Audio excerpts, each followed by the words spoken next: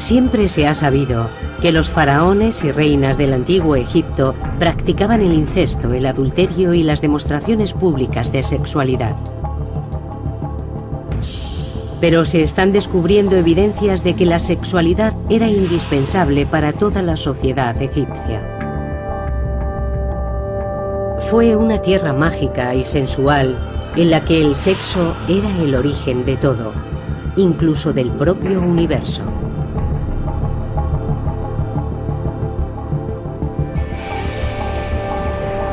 El sexo en la antigüedad, Egipto.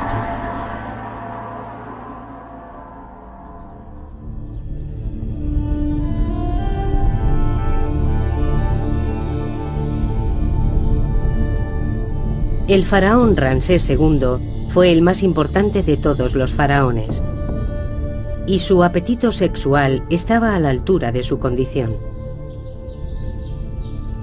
Se casó con infinidad de princesas que llegaron de tierras lejanas, mujeres exóticas de Nubia, Libia y Babilonia. Se casó también con su hermana y 3 de sus propias hijas.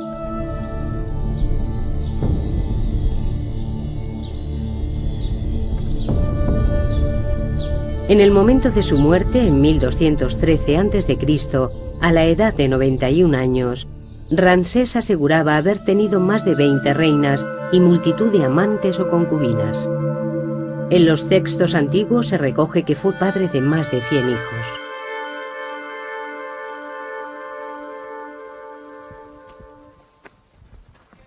Ken Weeks es un arqueólogo americano que lleva 10 años en el Valle de los Reyes en Egipto, tratando de demostrar la autenticidad de dichas afirmaciones. Cuando Ramsés cumplió 15 años, su padre le regaló una mujer, una docena de concubinas y las llaves de todos los harenes del país. Recuerdo que cuando yo cumplí 15 años me regalaron una camisa. Pero Ramsés II se vio de repente rodeado por todas esas mujeres. Desde que nació, Ramsés estaba destinado a la grandeza. De niño era habitual verle domando toros. Para su gente eso significaba que era el hombre que podía garantizar la bendición de los dioses para Egipto y traer prosperidad al país.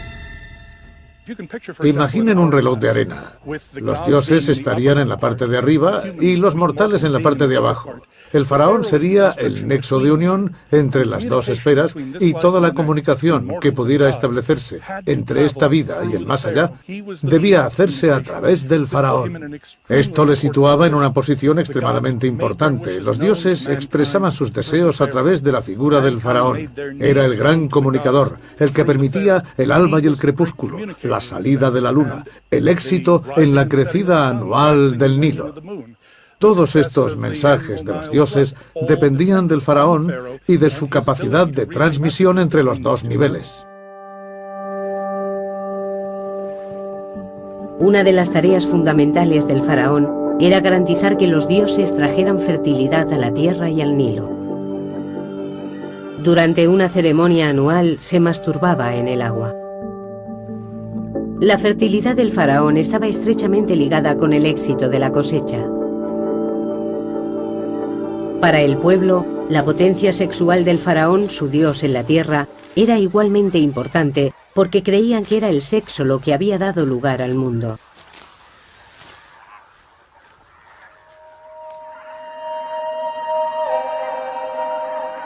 El primer poder del universo, el ser supremo Atum, surgió de la noche de los tiempos. Se masturbó y se convirtió en el dios Sol, Ra.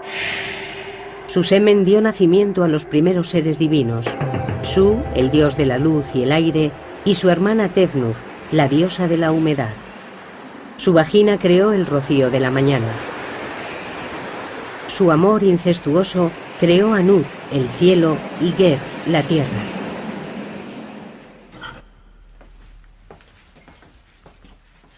El doctor Richard Parkinson del Museo Británico es un experto en mitología del antiguo Egipto.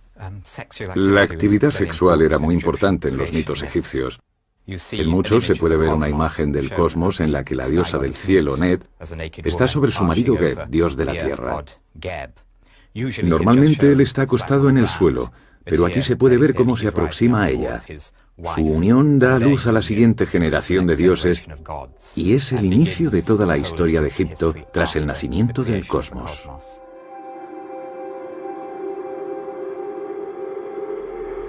Los estudios de Richard Parkinson sugieren que solo el faraón y sus sacerdotes más allegados podían admirar estas representaciones íntimas de los dioses. En este papiro podemos observar otro ejemplo del icono religioso cuya carga sexual es bastante insólita para nuestra mentalidad moderna. Podemos ver una viñeta del cosmos en la que el cielo de la noche, representado como una diosa, está postrada sobre el dios de la tierra Geb. Y la autorregeneración de la fertilidad de la tierra está representada por una autofelación del rey, dando pie a una escena que en la cultura occidental presente solo se daría en el género pornográfico, mientras que en el antiguo Egipto se podía encontrar en las más altas esferas del arte religioso. Estos papiros pertenecían a una sacerdotisa, una mujer de la élite, y estaban colocados en un lugar sagrado de su tumba.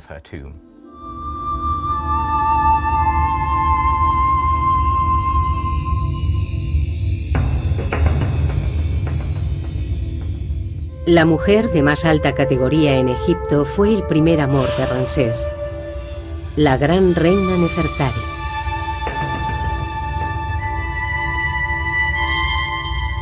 Murió en el 24º año de su reinado. Fue enterrada en un sepulcro espectacular. Los muros perfectamente conservados nos muestran cómo la pareja real concebía su relación. La tumba está consagrada a la diosa del amor carnal, Hathor, la equivalente de la diosa griega Afrodita.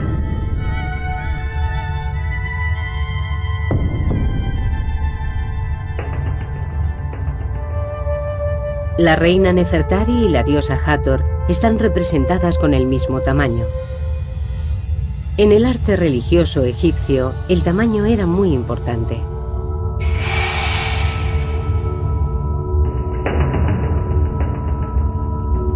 Ramsés creía que él y su reina estaban al mismo nivel de los dioses.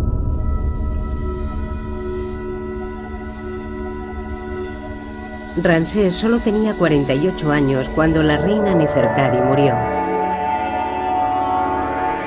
A la manera de los dioses cometió incesto. Se casó con la hija mayor que tuvo con Nefertari, la princesa Merit-Amun, promocionándola al rango de reina. Volvería a casarse con una de sus hijas, la princesa Binanat, con la que tuvo un descendiente. Ramsés se tomó su papel de símbolo supremo de la fertilidad muy en serio.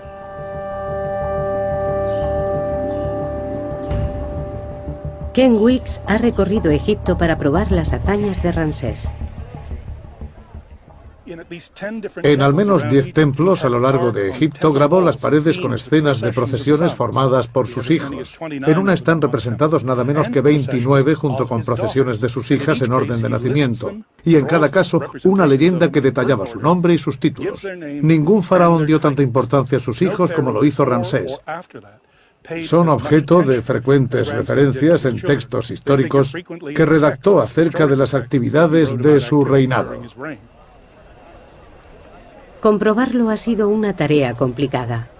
La tumba de Ramsés en el Valle de los Reyes fue destruida por una inundación. Sin embargo, su cuerpo, con más de 3.500 años, permanece en el Museo de Antigüedades de El Cairo. Cada día, cientos de personas visitan la momia del hombre que vivió como un dios, rodeado por sus hijos, sus mujeres, sus amantes y sus esclavas.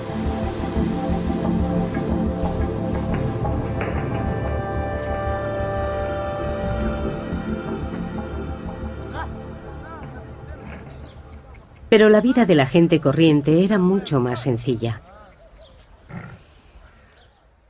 El faraón siempre ha tenido un papel fundamental en la sociedad egipcia. Muchas mujeres, multitud de hijos, todo el conjunto era algo inherente al faraón.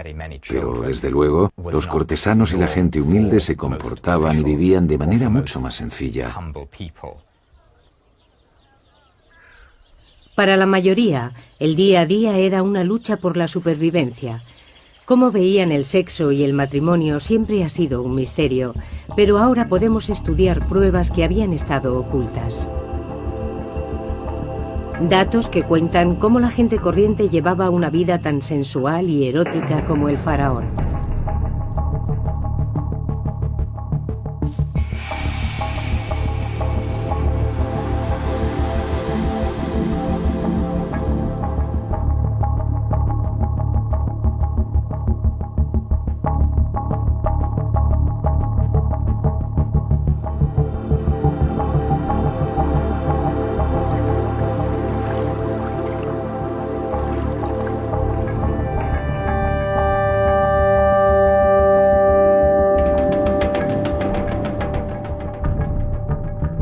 Los reyes y reinas del antiguo Egipto vivían como dioses en un mundo en el que para ellos la potencia sexual era un deber religioso. Pero poco sabemos acerca de cómo vivía y amaba el resto de la población. Muchos restos fueron arrastrados por las crecidas del Nilo.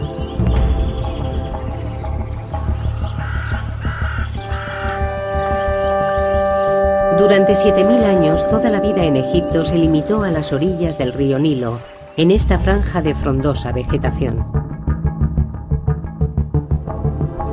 Más allá se encuentra el infinito desierto africano.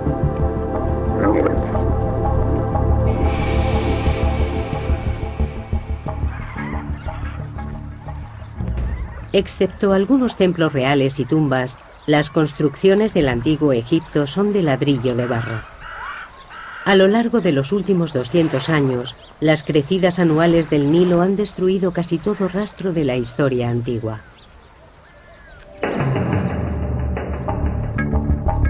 Por ello, el pequeño pueblo de Deir el Medina es un tesoro incomparable. Descansa sobre las dunas del desierto frente a la antigua capital, Tebas. Fue la residencia de los obreros que construyeron las tumbas reales cercanas. La profesora Lynn Meskel de la Universidad de Columbia lleva 10 años estudiando la vida en Deir el Medina. Sus resultados acaban de ser publicados. Deir el Medina es especial porque no ha sido destruido por los constantes movimientos del Nilo y las inundaciones periódicas. A lo largo de los siglos, el Nilo ha cambiado de posición y ha destruido muchos pueblos de agricultores, asentamientos y probablemente ciudades que podrían verse a través de la espesura de la vegetación del Nilo. El cementerio de Deir el Medina acoge la tumba de los habitantes más poderosos del pueblo. La tumba del arquitecto Ka y de su mujer Merit es una revelación. Su contenido sugiere que al menos las clases medias aspiraban a llevar un estilo de vida parecido al del faraón. Ka y Merit están ahora en el Museo Egipcio de Turín, en Italia. En la parte superior del sarcófago hay guirnaldas de hojas que se han conservado tan bien que todavía podemos ver de qué flores se trataba.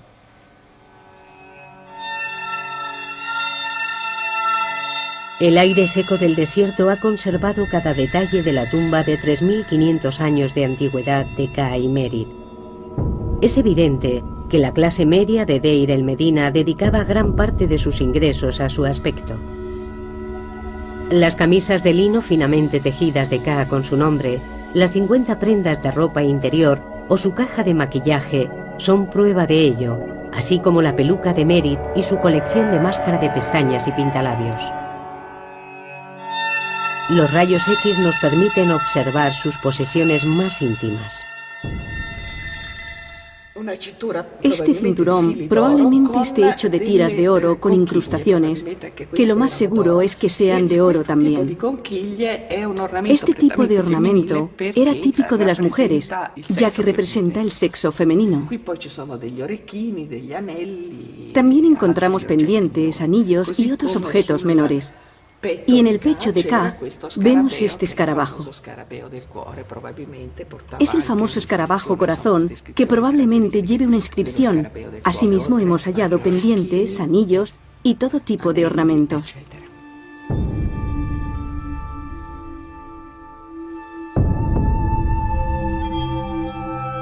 Tanto hombres como mujeres llevaban gran cantidad de ornamentos como joyas, pendientes, brazaletes, anillos. Y ambos utilizaban maquillaje, especialmente máscara de pestañas. Llevaban igualmente ingentes cantidades de perfume. Desde luego no se regían por nuestros criterios, según los cuales las mujeres son las principales portadoras de joyería. Los hombres también lucían joyas muy caras.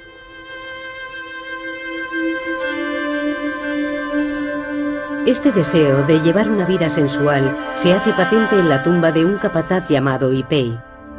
En las paredes hay representaciones de un lujoso banquete. Conceptos como sexualidad y belleza, todo ello nos permite formarnos una imagen muy sensual, con flores y perfumes, que nos dan una idea de cómo sería este banquete.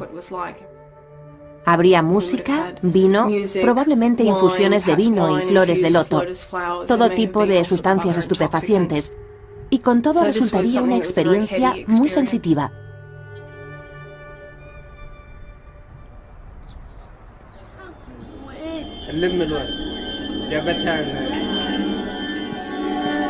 Los habitantes de Deir el Medina eran artesanos. Al trabajar para el faraón, decidieron darle a sus propias tumbas ese aire de realeza. Pero también dejaron tras de sí restos de sus vidas cotidianas. Deir el Medina estaba lleno de paredes decoradas, cartas y documentos oficiales. Hemos encontrado documentos censales que nos dicen cuánta gente estaba registrada como habitante de esta casa. Parecen familias tradicionales, con sus abuelos y sus tías, pero creo que estas casas daban cobijo a mucha gente. Y si nos fijamos en la información genealógica, estamos en condición de afirmar que la gente llegaba a tener hasta 9 o 10 hijos.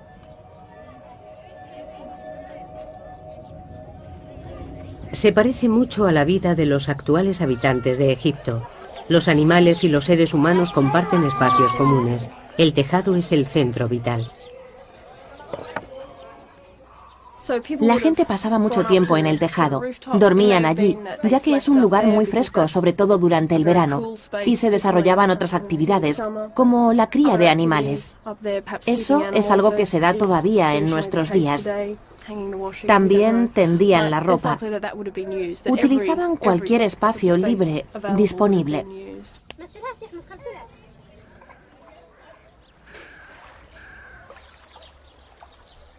Aunque existen similitudes entre el Egipto actual y el antiguo, la actitud ante el sexo no podría ser más diferente.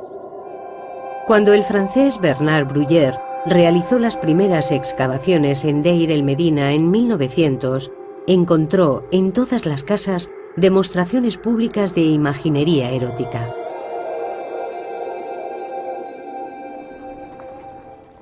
Lo primero que ves cuando entras en una casa son escenas que representan a mujeres en escenas particulares de su vida, ya sea dando a luz, dando el pecho a sus hijos.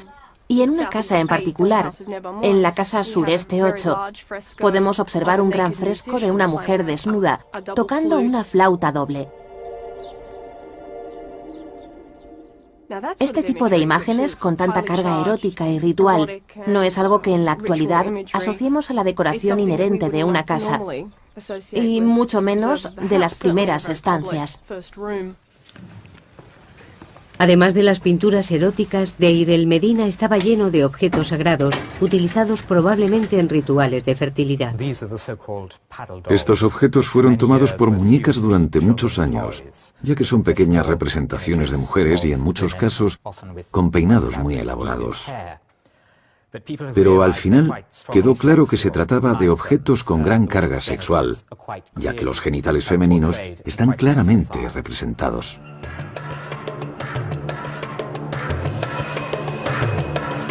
Un escriba de Deir el Medina elaboró un documento muy explícito como divertimento o por encargo. El papiro erótico de Deir el Medina empieza con escenas normales de animales hasta que repentinamente cambia de tono. Algunos expertos han sugerido que estamos ante un tratado sexual o una alegoría religiosa. Otros apuestan por que se trate de un papiro satírico. Asumen que el hombre, al ser calvo, es un sacerdote, y la mujer, al comportarse de esta manera, deja claro que es una prostituta, por lo que se trataría de una sátira social. Pero creo que estas explicaciones son un tanto rígidas y académicas. Todo el papiro se desarrolla claramente en un contexto humorístico, como una parodia. El hombre hace gala de la tremenda flexibilidad de su pene, lo que es común en el género humorístico.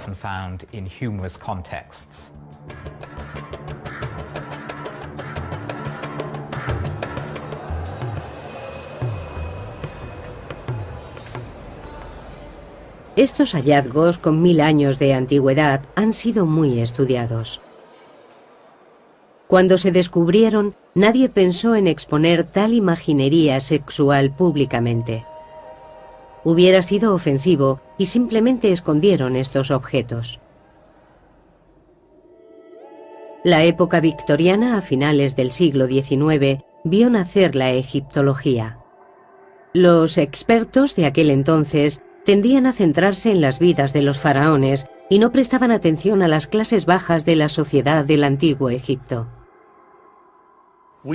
Actualmente estamos muy interesados en lo que pudiera pensar y sentir el hombre de la calle, qué hacían en su tiempo libre los escribas y los hombres que pintaron estas paredes.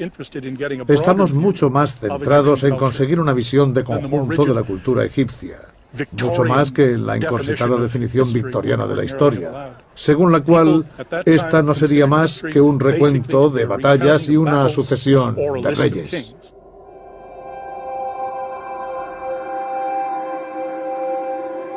Los primeros arqueólogos no eran partidarios de estudiar objetos sexuales. Cerca del Valle de los Reyes, en Deir el-Bahari, los obreros de Deir el Medina erigieron un enorme templo mortuorio para la reina Hatshepsut.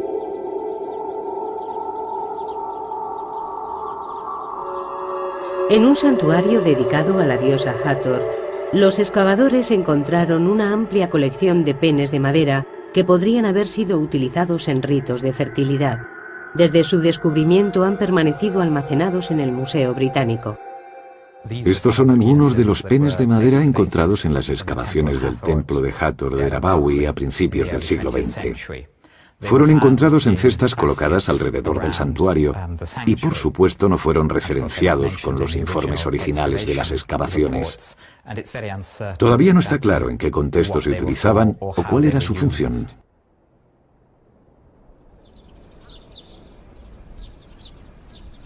Encima del templo hay cuevas que los obreros de Deir el Medina utilizaban para resguardarse del sol de mediodía. En una de ellas encontramos una pintura del antiguo Egipto. El profesor Mohamed el-Baili, director de antigüedades del Valle de los Reyes, mantiene esta cueva cerrada al público. Esta es una pequeña gruta o cueva donde se pueden observar dibujos representando escenas de contenido sexual. Los obreros que trabajaban en el templo se protegían del sol en estas cuevas durante los descansos y durante estos ratos libres se divertían. Imaginaban y dibujaban en las paredes de las grutas lo que les gustaría estar haciendo en ese momento y lo compartían con sus compañeros mientras descansaban en la pequeña cueva. Este hombre tiene mucha prisa por hacer el amor en esta postura.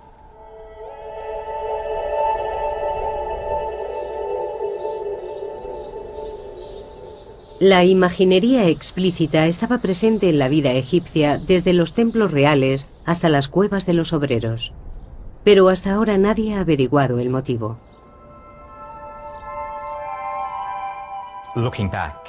Echando la vista atrás, es fácil suponer que el pudor típico de una cierta época haya podido entorpecer el estudio de este material.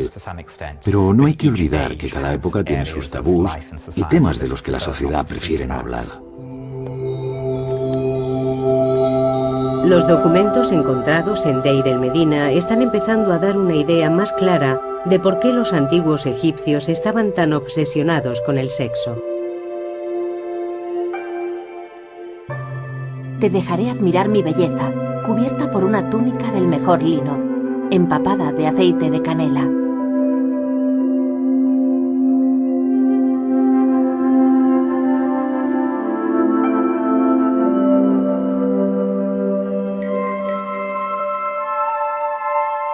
Noche, eres mía para siempre, ahora que mi maestra ha venido a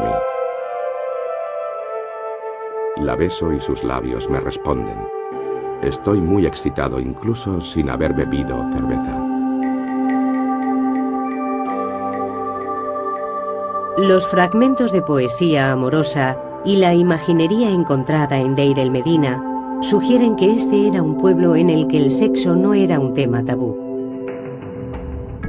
Es probable que no se ocultara ni a los propios hijos. Hay ciertas imágenes en las que observamos a una pareja en el acto sexual, en presencia de niños, lo que nos indica que la idea de que este tipo de actos deban ser ocultados a los niños es una concepción occidental y perteneciente a la tradición europea. Y si nos fijamos en la historia de Europa, nos daremos cuenta de que hace varios siglos las familias vivían todas juntas en casas muy pequeñas, compartiendo la misma habitación y a veces la misma cama. Creo que tenemos que recalibrar nuestras sensibilidades a este respecto. Tenemos que superar la idea de que se trata de algo ritual. Realmente formaba parte de la vida doméstica. Para los egipcios estas esferas se entremezclaban fácilmente.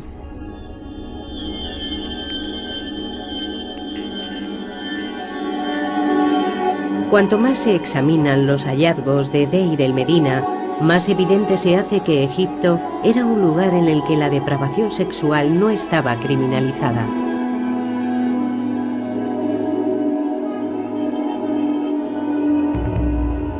En el pueblo, Paneb, un ladrón y asesino con un apetito sexual insaciable, se acostó con todas las mujeres del pueblo, ganándose la enemistad de muchos.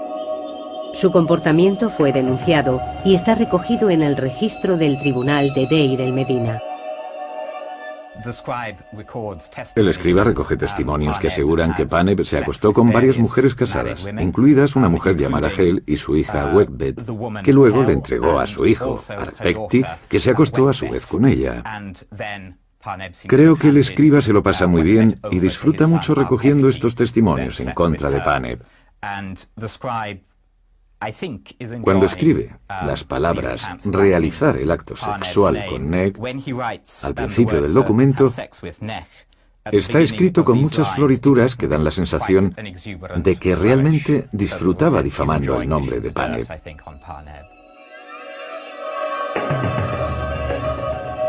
Pero su conducta solo fue objeto de registro, pero no de castigo. En la actualidad, este tipo de acto sería considerado un crimen, pero no en el antiguo Egipto. Se trata de algo repudiable y vergonzoso, pero demostraban una actitud muy práctica al respecto. El adulterio era algo común, y por ello no merece el castigo de la muerte. El matrimonio parecía ser frecuente, pero los registros del pueblo dan fe de que el divorcio también lo era. De lo que se trata realmente es de matrimonios en serie. Era normal que la gente se casara 3 o 4 veces. Hay casos conocidos de mujeres también, que se casaban con varios hombres en diferentes momentos, manteniendo relaciones paralelas. El concepto de matrimonio era muy informal. La frase utilizada para referirse al matrimonio era encontrar casa juntos. No había ceremonias, simplemente vivían con su pareja. No había códigos civiles. El matrimonio no estaba regulado. Lynn Meskel ha descubierto algunas modalidades de convivencia en Deir el-Medina que hoy resultarían sorprendentes. Existían mujeres que eran criadas o esclavas que el marido llevaba a casa cuando su mujer se quedaba embarazada. De esta forma, el hombre podía seguir teniendo hijos que eran parte de la familia, y a veces estos hijos llegaban a casarse con gente notable. La esclava o criada, por su parte, veía cómo se elevaba su estatus y pasaba a formar parte del hogar. La convivencia era muy flexible y existían modalidades para todos los gustos. Lo que a nuestros ojos es algo realmente increíble e inapropiado, para los egipcios funcionaba muy bien. Los antiguos egipcios eran tan liberales que no parecían preocuparse por la virginidad. En muchas sociedades posteriores, la virginidad constituía un requisito esencial que debía ser respetado hasta el matrimonio. En el antiguo Egipto no existía tal creencia. No hay mención específica en los textos que poseemos al respecto de la virginidad, de los hijos ilegítimos o relativos a cuestiones de paternidad. Se hace tanto hincapié en la fertilidad y la capacidad de tener hijos, que no había razón por la cual llegara a establecerse una discriminación de ningún tipo respecto al sexo, como más tarde se implantaría en las sociedades medievales. Hasta dónde llegaba este énfasis de la fertilidad es algo que todavía no está muy claro. Algunos expertos han sugerido que existía una actitud en la que se aceptaba cierto nivel de promiscuidad. En el hermético mundo de la corte del faraón se llegaba a pensar que incluso los dioses mantenían relaciones homosexuales. Los textos literarios conservan mucha información acerca de la sexualidad y la manera en que se contemplaba en la vida cotidiana. Es posible que la primera frase de coqueteo de la humanidad apareciera en un papiro, uno en el que un dios trata de seducir a otro. Es una de las primeras situaciones de flirteo homosexual de la historia del mundo, donde un dios llega a decirle al dios Horus: «Me encanta tu trasero». Nefwi, Wiki. Al igual que con el adulterio, hay gran cantidad de referencias a la homosexualidad en los textos literarios del antiguo Egipto, pero no hay constancia de personajes históricos que fueran homosexuales. Sin embargo, existe una tumba en Saqqara de dos hombres llamados Neakhum y Numhotep, que eran los peluqueros de uno de los reyes del antiguo reino de Egipto, y siempre se ha pensado que mantenían una relación. Homosexualidad, adulterio y divorcio, considerados como desviaciones por las religiones posteriores. Pero en Egipto los valores sexuales parecían más relajados. Una de las claves reside en las características geoclimáticas del país. La vida en Egipto era precaria, las sequías eran frecuentes. La mortalidad infantil era muy alta. La fertilidad de la tierra y de sus habitantes era una preocupación constante. Los egipcios no podían ser restrictivos ni siquiera en materias sexuales. Todas las representaciones de la actividad sexual son positivas. Son consideradas fuente de creación, fertilidad y, en muchos casos, de protección. Nunca se contemplaba desde un punto de vista negativo. Con las evidencias rescatadas del asentamiento, la utilización de la imaginería tanto en los hogares como en las tumbas y los relatos mitológicos relativos a la creación del mundo, creo que estamos en disposición de afirmar que la sexualidad era una parte esencial del día a día y que no se limitaba a una esfera de intimidad e incluso clandestinidad como ocurre ahora. A pesar de que sería un error contemplar esta sociedad como una utopía sexual, habría que enfatizar el hecho de que se trata de una cultura de hace varios miles de años. Para los antiguos egipcios, el sexo era tan propio de la condición humana que tampoco merecía grandes discusiones. No existían psicoanalistas que conjeturaran al respecto de las fantasías sexuales y acerca de su significado. Era simplemente un aspecto más del día a día.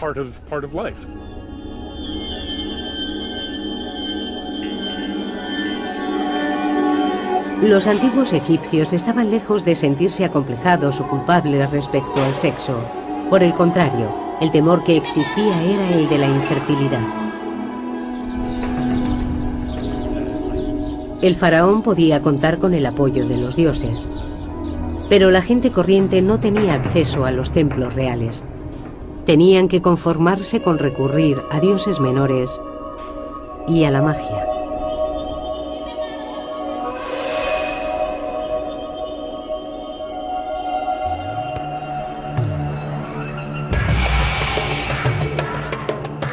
Hace 3500 años, la dinastía del Antiguo Egipto, conocida como el Nuevo Reino, era el epicentro de la civilización.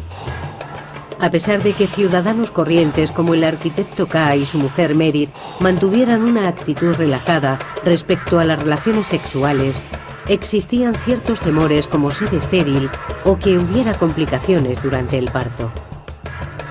Todo el proceso requería la protección de la magia.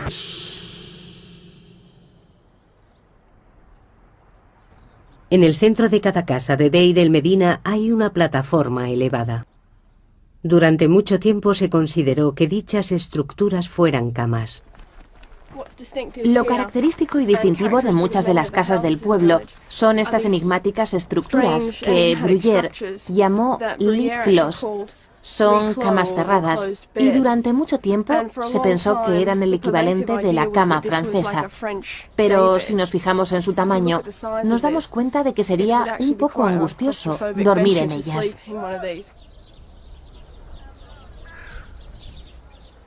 Lynn Meskel cree que son altares en honor a dioses menores de la fertilidad. Se trata probablemente de una estructura de culto, pintada con imágenes del dios Bes. El dios Bes tenía una apariencia grotesca. Es posible que fuera representado ahuyentando a los demonios. Se puede apreciar, sobre todo en cómo saca la lengua, una actitud particularmente agresiva.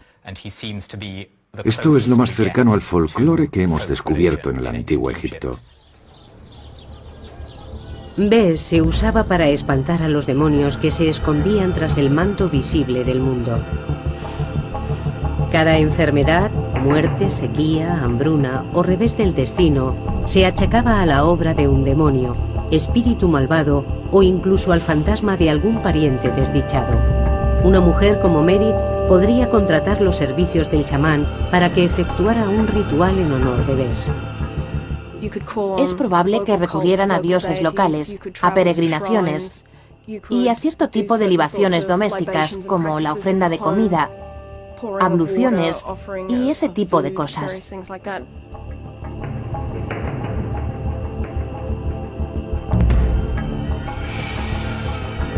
Por encima de todo, las mujeres recurrían a la magia para el parto. El parto era uno de los momentos más peligrosos en la vida de una mujer. Nos consta que la tasa de mortalidad infantil era muy alta, con lo que existía una demanda muy alta de rituales y amuletos de protección de todo tipo.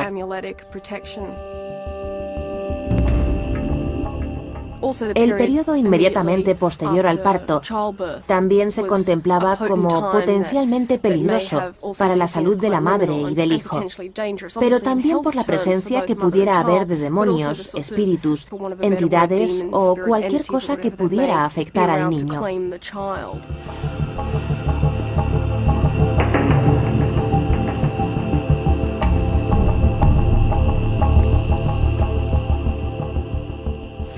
Muchos artilugios sagrados de la cultura egipcia han llegado en muy buen estado hasta nuestros días, tales como estas varas de marfil, utilizadas por los magos y sanadores durante los rituales de protección de los niños y mujeres, lo que se hacía antes, durante y después del parto. Existían muchos demonios que los magos invocaban para obtener protección, El reverso porta una inscripción que describía el proceso del ritual de protección para el recién nacido. Los hombres del antiguo Egipto también se sometían a procesos mágicos para asegurar su fertilidad. Su principal objetivo era tener un descendiente varón. Un hechizo que un hombre podía conjurar para que una mujer se acostara con él se obtenía mezclando esencia de aceite de rosa y una cabeza de pescado seco del Nilo.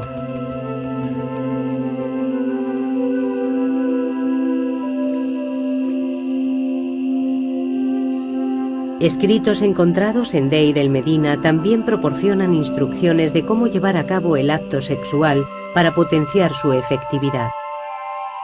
Hombres como Ka escribían fórmulas mágicas en su piel para invocar la bendición de los dioses.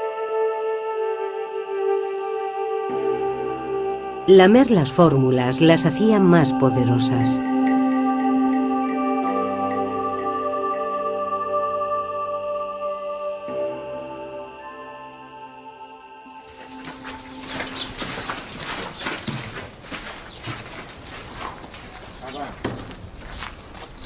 La preocupación por la fertilidad de los egipcios no se detenía con la muerte.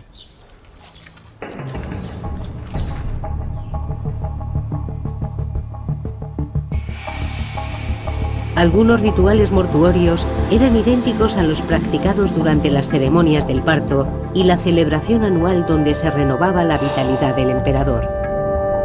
Las jóvenes núbiles ejecutaban las mismas danzas eróticas en los funerales para ayudar a los muertos a renacer en el más allá. La vida antes y después de la muerte corresponde a un proceso natural, y la actividad sexual era algo que los egipcios esperaban que continuara en el otro mundo. Existen muchas referencias en textos funerarios de gente disfrutando del sexo en el más allá. Los muertos renacidos eran representados a menudo en la flor de su potencia sexual. En las tumbas se colocaban amuletos de fertilidad como estas figuras de mujeres desnudas. Esta preocupación por la fertilidad estaba presente en todos los ámbitos de la civilización egipcia. Las clases más bajas recurrían a su propia magia, pero tomando como ejemplo al faraón. Y el gran faraón Ramsés II nunca los decepcionó. Muchas pinturas nos cuentan que fue padre de más de 100 niños. Sabemos poco sobre la familia de los faraones. En muchos casos no conocemos ni el nombre de sus mujeres. Nos encontramos con muchos problemas a la hora de establecer relaciones genealógicas. No sabemos dónde están enterrados los hijos e hijas de los reyes. Ramsés II es una excepción. Se esforzó mucho porque sus hijos tuvieran un puesto de honor en las crónicas, al menos los hijos de sus mujeres más notorias. Los niños eran jóvenes que podrían haber optado a suceder a su padre, y en su caso al menos tuvieron funerales de Estado, aquí, en el Valle de los Reyes. Pero nadie ha encontrado las tumbas de ninguno de los hijos. ¿Decía Ramsés la verdad? En 1983, Ken Weeks decidió hacer excavaciones en una pequeña tumba que se conocía simplemente como KV5. Quería comprobar su contenido antes de que convirtieran la zona en un aparcamiento. Cuando Howard Carter limpió la tumba de Tutankamón, se fijó en esta tumba, pero la consideró sin importancia. Así que la utilizó como almacén para los restos producidos por sus propias excavaciones y tapó la entrada con cieno y tierra. El grupo de Weeks tardó más de 6 años en desenterrar la primera cámara. Al final había una puerta. Atravesamos el umbral y entramos en un corredor. Vimos que se trataba de la mayor tumba de todo el Valle de los Reyes. Al descifrar los jeroglíficos de la entrada, supieron que no solo se trataba de la tumba más grande. Lo primero que vimos al pasar el umbral fueron una serie de escenas grabadas en la pared. Aquí tenemos un par de manos sujetando incienso. Son las manos de Ramsés II. Detrás de él aparece la cabeza de un joven. Las columnas que hay encima de los jeroglíficos nos indican que se trata del hijo mayor del rey, Amun-Her-Kepesef. Están escritos sus nombres y sus títulos.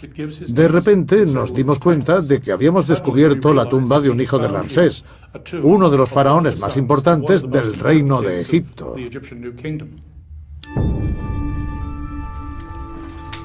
Los egiptólogos han creído durante mucho tiempo que Ramsés tuvo más de 100 hijos, pero hasta ahora no se habían encontrado pruebas.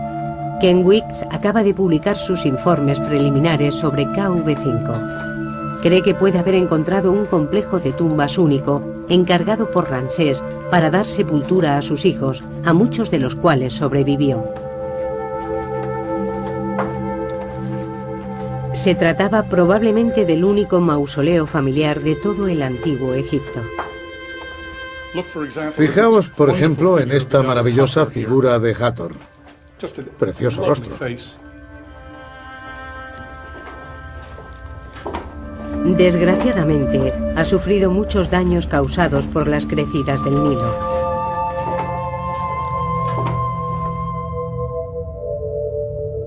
En cualquier caso, es evidente que alberga más de 150 tumbas. Esta tiene 30 metros. Está excavada en la falda de la colina. Hay una serie de puertas, 16 concretamente dispuestas a cada lado del corredor. Está exactamente como lo encontramos. No hemos realizado ninguna prospección aquí.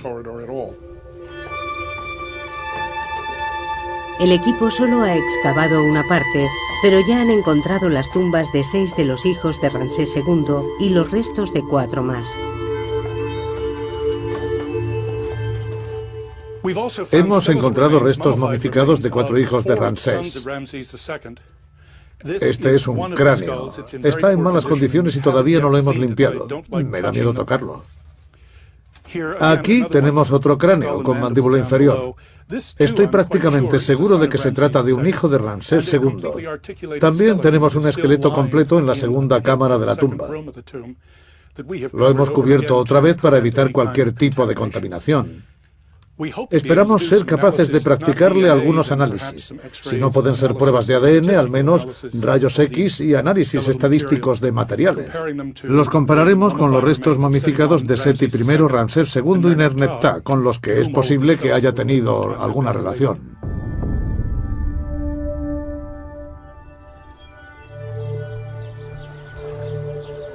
Las 150 tumbas de KV5 sugieren que Ramsés tuvo tantos hijos como afirmaba. Eran un mensaje para las generaciones posteriores. El faraón, su tierra y su gente eran muy fértiles.